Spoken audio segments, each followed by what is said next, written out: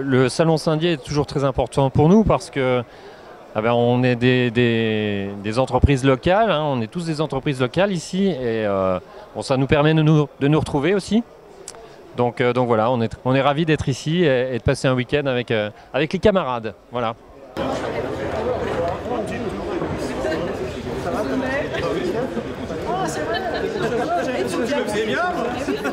Alors en fait, ça va me permettre de me faire connaître dans le pays de la déodacie parce que je débute seulement depuis 6 mois.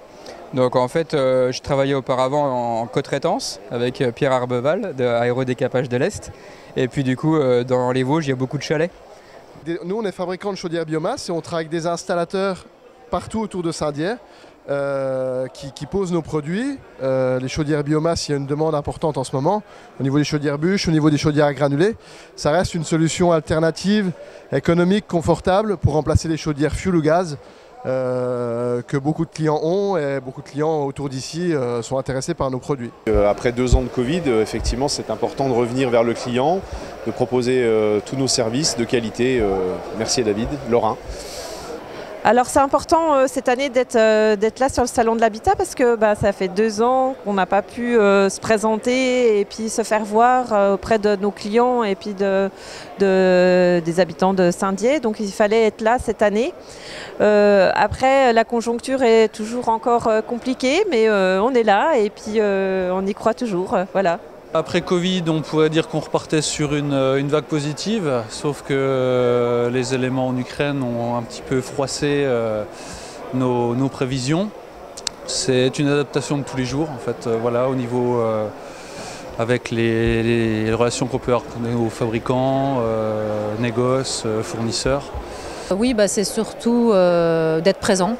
Parce que c'est vrai qu'on n'a pas forcément besoin de travail, si je puis dire, pour cette année à venir, mais essentiellement d'être là pour pas que ça soit quelqu'un d'autre à notre place et puis montrer qu'on est présent sur Saint-Dié parce qu'on travaille beaucoup sur le secteur et aux alentours. On est surtout là en fait en recherche de biens pour nos clients demandeurs. On a une forte demande dans tout type de biens, terrains, appartements, maisons, fermes isolées, chalets. Et aujourd'hui, on n'a pas la capacité de répondre à toutes nos demandes. Donc on est tout d'abord très content de reprendre le salon après 2 ans d'arrêt, malheureusement, suite à la crise du Covid. On est tous contents de revenir sur le salon, montrer les nouvelles rénovations énergétiques. Donc aussi bien pompe à chaleur, granulés ou des produits phares comme la chaudière murale gaz standard.